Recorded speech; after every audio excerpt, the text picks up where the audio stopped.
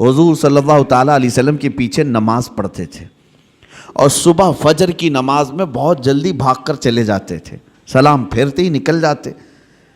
ایک دن ان کو صحابہ اکرام نے روک لیا کہ آپ حضور کے پیچھے نماز پڑھتے ہیں اور رکتے نہیں ہیں۔ اللہ کے رسول صلی اللہ تعالیٰ علیہ وسلم سے ان کی شکایت بھی کی۔ حضور صلی اللہ علیہ وسلم نے ان سے پوچھا کیا بات ہے، فجر کی نماز میں اتنی جلدی بھاگ جاتے ہو؟ اس صحابی نے جواب میں کیا عرض کیا، کہا یا رسول اللہ صلی اللہ علیہ وسلم، میرا گھر اور ایک یہودی کا گھر دونوں متصل ہے، لگے ہوئے ہیں، اور اس یہودی کے گھر کے آنگن میں ایک کھجور کا درخت ہے جس کی شاخیں میرے گھر کے آنگن میں بھی آتی ہیں، اور صبح صبح پکی کھجوریں میرے آنگن میں گر جاتی ہیں۔ میں اس لیے بھاگ کر جاتا ہوں کہیں میرے بچے جلدی اٹھ کر کے وہ کوئی کھجور کھا نہ لیں۔ میں وہ کھجوریں جمع کرتا ہوں اور اپنے پڑوسی کو اس کی امانت لوٹا دیتا ہوں۔ روز میرا یہ کام ہے، مجھے ڈر لگا رہتا ہے کہ کہیں میرے بچے وہ ناجائز کھجوریں نہ کھا لیں، پڑوسی کی کھجوریں جو ہمارے آنگن میں گری ہیں۔ یہ صحابہ کے اخلاق تھے۔ وہ یہودی تھا پڑوسی، اس کی ایک کھجور کھانا بھی انہیں گوارا نہیں تھا۔ کیا ہم نے بچوں کی یہ تربیت کی ہے؟ دوسرے کا مال نہیں اٹھانا چاہیے۔ یہاں تو بازار میں جا کر بھاؤ تاؤ پوچھتے ہوئے نہ جانے کتنے انگور کھا جاتے ہیں لوگ، پھل پوچھتے پوچھتے کتنے تو چیک کرنے میں کھا جاتے ہیں، جبکہ یہ بھی جائز نہیں، بغیر اس کی اجازت کے، بغیر اس کی اجازت کے تمہارے لیے جائز نہیں ہے۔ اس صحابی کی یہ بات سن کر نبی پاک صلی اللہ تعالیٰ علیہ وسلم نے ارشاد فرمایا، کوئی ہے ہم میں سے، میرے صحابہ میں سے، جو اس یہودی کا درخت خرید کر کے میرے اس صحابی کو دے دے تاکہ یہ سکون سے نماز پڑھ سکے۔ سوچو میرے عزیز ہو، اس وقت رسول پاک صلی اللہ تعالیٰ علیہ وسلم نے جب یہ ارشاد فرمایا تو صحابہ نے کہا کہ یا رسول اللہ، ہم اس یہودی کو بلاتے ہیں، کیا وہ بیچنے کو راضی ہے؟ اس پڑوسی کو بلائے جس کی کھجوریں یہ روز امانت کے ساتھ جمع کر کے اس کو دیتے تھے۔ وہ آیا، حضور صلی اللہ علیہ وسلم نے پہلے اس سے کہا کہ تو یہ اپنا درخت میرے اس صحابی کو دے دے۔ کہا کہ ایسے تو نہیں دے سکتا۔ کہا بدلے میں تو جنت کی کھجوروں کے درخت لے لے۔ اس نے کہا مجھے اس چیز پر یقین نہیں ہے، اگر بیچنا ہے تو میں قیمت میں بیچوں گا۔ جب حضور نے یہ جنت کی بات کی تو صحابہ جو بیٹھے تھے اس میں سے ایک صحابی حضرت ابو دحدہ وہ کھڑے ہوئے، کہا یا رسول اللہ صلی اللہ علیہ وسلم، اس ایک درخت کے بارے میں آپ نے فرمایا ہے کہ جنت کے درخت ملیں گے، کیا یہ میں اگر خرید لوں تو مجھے بھی ملیں گے؟ میں اگر خرید کر کے اس صحابی کو دے دوں؟ حضور صلی اللہ تعالیٰ علیہ وسلم نے ابو دحدہ سے کہا اگر تم خرید کر کے دیتے ہو تو اللہ تجھے بھی بہترین باغیچہ عطا کرے گا۔ وہ حضرت ابو دحدہ اس یہودی کا ہاتھ پکڑ کر کے باہر لاتے ہیں، چلو ہم ڈیل کرتے ہیں، ایک درخت میرے بھائی کو تجھے دینا ہے، بدلے میں بتا کیا لینا چاہتا ہے، کیا لینا چاہتا ہے؟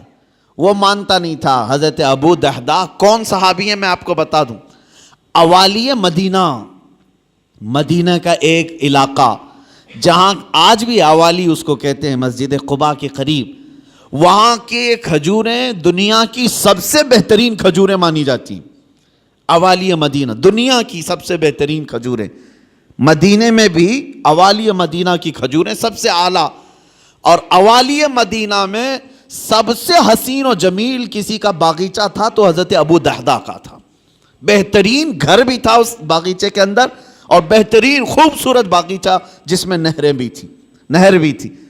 حضرت ابو دحدہ نے کہا کہ اس یہودی سے تو مجھے جانتا ہے؟ کہا کہ تجھے مدینے کا کون آدمی نہیں جانتا، تو ابو دحدہ ہے، باغیچے کے نام سے ہی لوگ جانتے ہیں، حسین و جمیل باغیچہ ہے۔ حضرت ابو دحدہ نے کہا کیا تو اس بات پر راضی ہے کہ میں وہ پورا باغیچہ اس ایک درخت کے حوالے دینا چاہتا ہوں، یہ ایک درخت تو دے دے میرے اس بھائی کو، میں باغیچہ پورا دے دوں۔ اس یہودی نے کہا کیا مذاق ہے یہ، کیسا مذاق ہے؟ اس نے کہا رسول اللہ کی بات پر میں کبھی مذاق نہیں کرتا اور نہ ہی مسلمانوں کو یہ زیب دیتا ہے، میں معاملات کر رہا ہوں تیرے ساتھ۔ اس یہودی نے کہا کوئی بات نہیں، درخت میں دینے کو تیار ہوں۔ ابو دحدہ نے وہیں پر جو کچھ لکھنا پڑھنا تھا سب کر لیا، بیچ دیا، نہ کوئی قیمت لینی تھی اس سے، کچھ نہیں۔ ایک درخت جو یہودی کے آنگن میں تھا بس وہی خریدنا تھا، وہ بھی اکھاڑ کر کے نہیں، وہ درخت تو وہیں رہے گا نا، لیکن ملکیت اس مسلمان کی ہوگی، صحابی کی۔ اس بات پر طے ہوا، باغیچہ بیچ دیا گیا۔ اب حضرت ابو دحدہ اپنے باغیچے کے باہر آئے، سنیے، باہر آئے اور باہر سے اپنی بیوی کو پکارا، یا ام الدحدہ، اپنی بیوی کو زور سے پکارنے لگے۔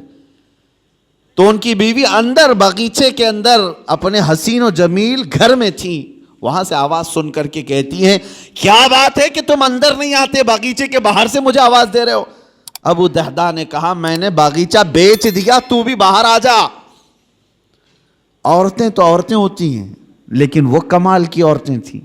وہ باہر نکلی اپنے گھر سے اور کہتی ہیں، ابو دحدہ، مجھے تمہاری عقل پر پوری زندگی سے زیادہ یقین ہے، یقیناً سودا کیا ہوگا تو بہترین سودا کیا ہوگا، ایسے تو تم اتنا حسین باغیچہ بیچ نہیں سکتے، اگر بیچا ہوگا، سودا کیا ہوگا تو بہترین سودا کیا ہوگا۔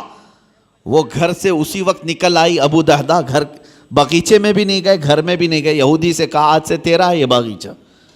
وہ باہر آئی، خاتون پوچھا، کتنے میں تم نے یہ باغیچہ بیچا ہے؟ تو حضرت ابو دحدہ نے ہنس کر کے کہا، میں نے یہ رسول اللہ کے ہاتھ میں بیچا ہے، جنت کے ایک باغیچے کے حوالے ہے۔ اللہ تبارک و تعالیٰ کے رسول جسے وعدہ کریں وہ جھوٹا نہیں ہوتا۔ ام دحدہ نے ہنس کر کے کہا، مجھے میری جان سے زیادہ تمہاری عقل پر یقین تھا، یقیناً تم نے جو سودا کیا وہ دنیا کا سب سے عظیم سودا ہے۔ چلو، یہ نہیں ماتم کیا کہ کیسے بیچ دیا، کس کو کس کی باتوں میں آ کر کے کیا کر دیا۔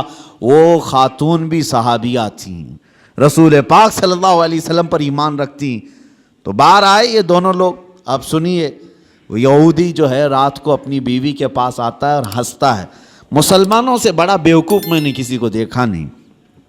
انہوں نے میرے آنگن میں موجود ایک درخت کے بدلے مدینے کا ایک حسین و جمیل باغیچہ میرے ہاتھ میں دے دیا، لیکن یہ بھی تو دیکھو کہ درخت تو وہ ہمارا ہی رہے گا، وہ ہمارے آنگن میں ہے، درخت کو کون اکھاڑے گا، کون نکالے گا؟ وہ اپنی بیوی سے رات بھر ہنسی مذاق کرتا رہا کہ مسلمانوں کو میں نے بیوقوف بنا دیا۔ اور وہ صحابی جو صبح نماز سے فوراً بھاگ کر اپنے گھر آتے تھے کھجوریں چننے کے لیے، آج وہ مسجد نبوی میں حضور کے پیچھے نماز پڑھ رہے ہیں، سکون و اطمینان کے ساتھ نماز پڑھتے رہے۔ اور اس کے بعد نماز ہو گئی تو حضور صلی اللہ تعالیٰ علیہ وسلم نے صحابہ سے کہا کہ چلو اس صحابی کے ساتھ چلتے ہیں وہ درخت دیکھنے کے لیے، اس لیے کہ کسی کا گمان ہے کہ اس نے مسلمانوں کو بیوقوف بنا دیا۔ حضور پاک صلی اللہ تعالیٰ علیہ وسلم صحابہ کے ساتھ آئے اور اس صحابی کے گھر کے پاس جو یہودی کے آنگن میں درخت تھا، صحابہ فرماتے ہیں جب ہم قریب پہنچ کر کے دیکھے تو وہ درخت خود اکھڑ کر کے اس صحابی کے آنگن میں آ چکا تھا، خود ان کے آنگن میں وہ درخت موجود تھا۔ عزیزان گرامی وقار، یہ لمبی حدیث ہے، اس میں مجھے جو عرض کرنا تھا وہ یہی تھا کہ اس صحابی کے عمل کو دیکھو کہ وہ ایک مشت کھجوریں بھی اپنے بچوں کو ناجائز طریقے سے نہیں کھانے نہیں دینا چاہتے۔